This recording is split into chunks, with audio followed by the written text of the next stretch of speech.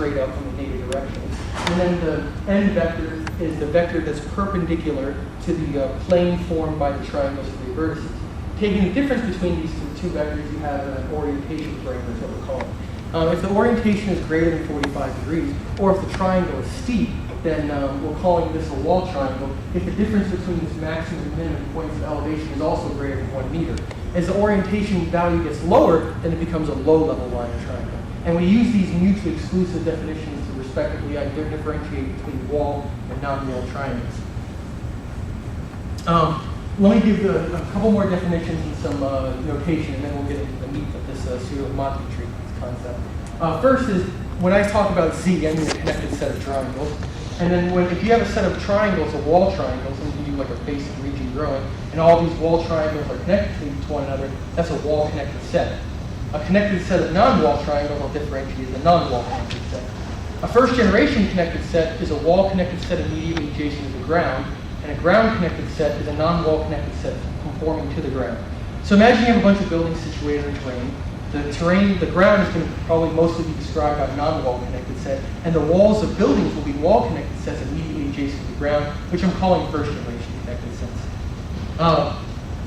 And then a little bit more of a different notation is we wind up implementing the superscripts n and m. N corresponds to the number of children a node has, and m corresponds to the location of that node's parent in the previous generation. 1 is 1, this guy is 2, he's node 2. The location is arbitrary, but I do need a way to differentiate them from one another. And then finally, the C variable, like C1, comma 2, this refers to node 1, comma 2. That node and all that node's children. So let's take a look at a sample of given terrain, and we'll see how this concept works. First is I'll show you the native view of that terrain, and then a slice of that for the profile view. And what we wind up doing is looking for the non-wall triangle with the lowest elevation average, averaging its 3 vertices. Well, that'll be in connected set 0, and we'll do region growing. As we do region growing and grow those non-wall connected set, we're going to come in contact with wall triangles, and those will be in connected sets 3, 1, and 2. And we'll add that to 0 as Q. When we're done growing 0, we'll go back and grow 3, 1, and 2. And as we grow 3, 1, and 2, we'll come in contact with 6, 4, and 5. 6, 4, and 5 respectively go to 3, 1, and 2's Q. Then we go and we grow 6, 4, and 5, and as you grow 6, it's 7, 8, and 9's Q, and so on and so forth.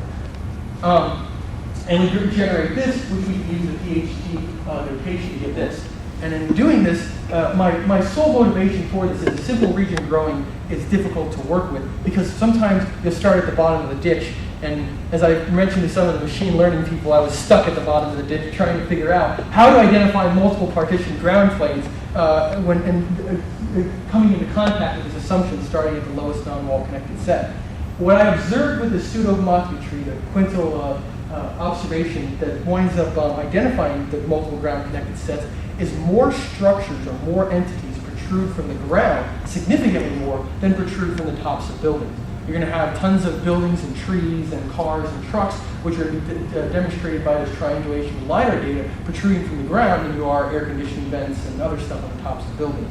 And we wind up implementing some assumptions to differentiate the ground and the buildings. We said if a connected set has more than 5% of the total number of children, then that connected set winds up being a ground. Typically, E was the total number of children, wound up being on the order of 1,000 to 2,000. So we're looking at about like 50 to 100 connected sets. Basically, you have a good deal of connected sets coming off, not just 1 or 2. And I want to vary this parameter to 10% or 2.5% and still getting comparable results. It's tolerable. It's not as hard as you think. And now we identify the ground, and then we need a way to differentiate between buildings and non-buildings. And here's where assumptions about buildings come in. With this approach, we don't assume anything about the building's contour, its exterior shape, or its surrounding. Instead, we wind up implementing the assumption of, do you have a roof? Or is the number of children greater than 0? And in the way I say that is, we start out the first generation connected set. If it doesn't have a roof, then it's a series of wall triangles emanating from the tops of buildings. Mostly, if you have like a house with a flat roof, it's going to have one first-generation connected set describing the walls, and then one child, a non-wall connected set describing the roof. So you have to have at least one child. And the second thing is, it has to have a size of at least 40 meters squared. The National Association of Home Builders in the year 2007 said that the average size house being built in the U.S. converted meters squared is 232 meters. 40 is well below that. So this is not like We bumped it up there. And I argue it's better to have a minimum size than a maximum size building because you don't know how big the building is going to be. I later found out that there are a great deal of people in Australia who have like 5 or 6 sheds in their backyard less than this. And I identified those sheds as building and it drove down the accuracy. I don't know why all the Australians have so many sheds in the backyard. The things you wind up complaining about as a researcher. The rest of the world's concerned about North Korea and I'm cursing Australia for sheds. All right, that was the building detection from LiDAR data. Now we'll go over the building detection from aerial image approach.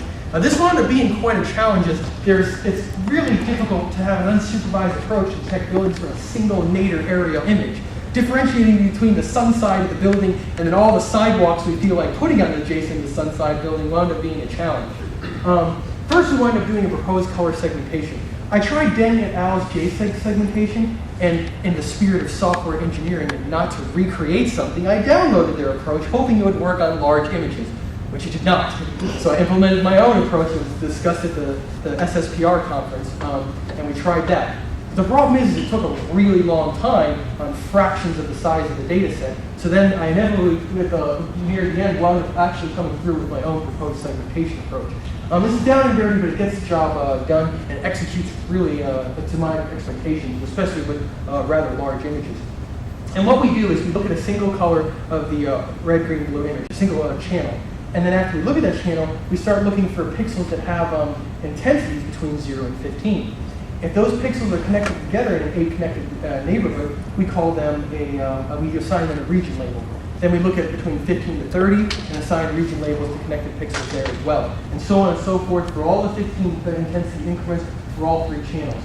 Then what we wind up doing is processing these channels with a morphological closing operator with a fixed, I think it was a 5x5 square window. And the closing operator, like imagine you have a donut and the donut has a little hole in it. What we'll never be doing is we'll close that donut hole and make it a circle without inflating the exterior of the donut is the crux of what this closing operator will accomplish. Then what we wind up doing is let the matrix P at pixel I, j, and channel k return the region labels. We'll start and we'll go through and we'll look at for all the different pixel locations. We'll wind up representing the largest region label in the output only. And this way, our goal here is we don't want to have too much information in our segment region. We want the largest region. And typically, I found with these 15 intensity increments, you could just represent a good portion of the roof panel with a single region label. And it's wound up executing quickly. I actually didn't go to C++ for this. I know MATLAB is a for loops or a no-no. And through a lot of painstaking denial and not being able to use the for loops, I got a hand of MATLAB set theory operators and addressing everything at once. MATLAB is great for doing everything at the same time. Don't start with a for loop and start incrementing and do stuff and drive up the computation time. It was challenging to adapt to that kind of methodology with the for loops before. But the next thing we wind up doing is vegetation identification.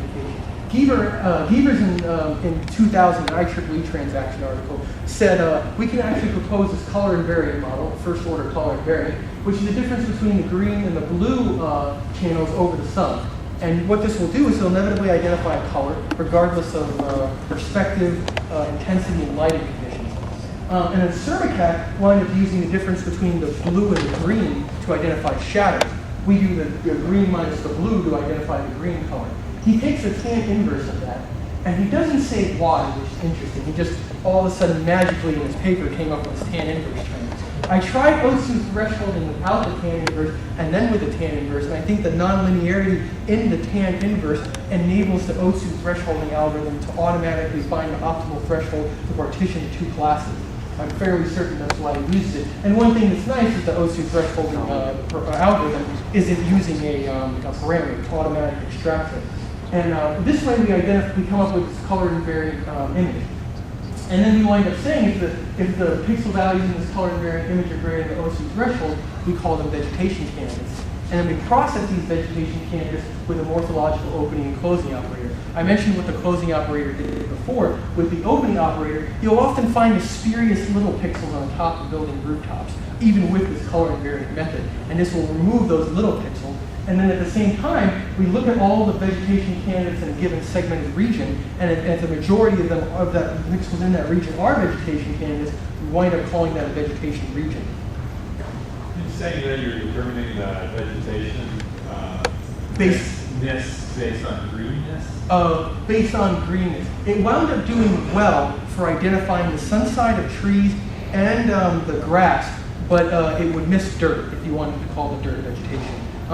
And I'm really pleased to say that I noticed on the tops of green rooftops, for whatever reason, that artificial green wound up not causing them to be construed with the surrounding grass. I was more concerned with, then you're assuming that the buildings are surrounded by green vegetation. Is that correct? No, I'll get into that in just a moment. We find out with a way to remove the pavement as well.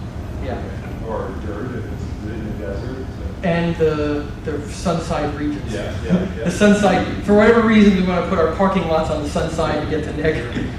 But this is that vegetation I was talking about. There's a segmented region, and then here's the vegetation can. And you can see this approach natively is not the best. I picked actually a method, and his results are in the center. In my experience, for the most part, buildings typically don't cast shadows on other buildings. I'm not saying it doesn't happen, but for the most part. You'll see the shadow side of his building in his approach winds up calling that shadow, where what we wind up doing is instead of taking the difference between the green and the blue colored variants, we take the difference between the red and the magnitude of the different colors, and we wind up getting only the shadows being labeled as shadows without the dark side of the building.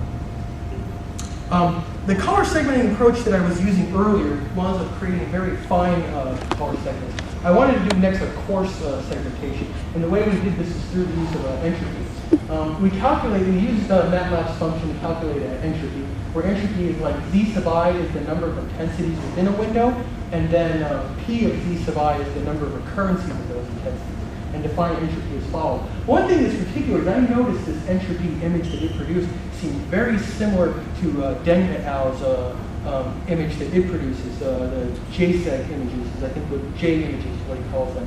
And he uses discriminant analysis on a color quantized set of colors to identify his. They looked similar, which is surprising. It took me a while to compute with his approach, and I didn't. And with the other, and with this you don't have to color quantize. But then we take a distance transform of a threshold entropy image and apply watershed segmentation to that to get some segmented regions. And then we wind up calculating the solidity of these regions. With this approach, I noticed that this entropy segmentation wound up calling like a road a single segment, whereas with the tops of buildings, like the different building roof planes, were singular segments. It didn't call the building a whole segment.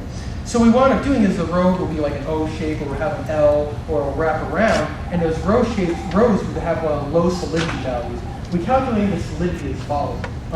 You use the black, consider the region to the left, and this is the black region, and its size or area is the sum of all the black pixels. The region in the middle is actually bounded by the convex hole, and then the area of the convex hole is to the right. Regions having high solidities would be polygons, so squares, triangles, octagons, hexagons, etc. Regions having low solidity would be just about any letter in the alphabet, an O, an L, and so on and forth would have low solidity. The less the exterior can be bounded by a convex hole, the lower its solidity. Using the previous example, you have an entropy image, the threshold entropy, the distance transform, and then a watershed segmentation. And you can see this large area surrounding the top of this building is depicted by a single segment. And we wound up calculating the solidity and removing it, as well as the red area at the top has some gapes in it. We wind up implementing the assumption that not so much necessarily the building has a high solidity, but its entropy segmented tops have high solidity. Unless you have an L-shaped building that's described by a single region, then that will have a low solidity, and then will be described as and then will be erroneously removed. Seems like you have an issue.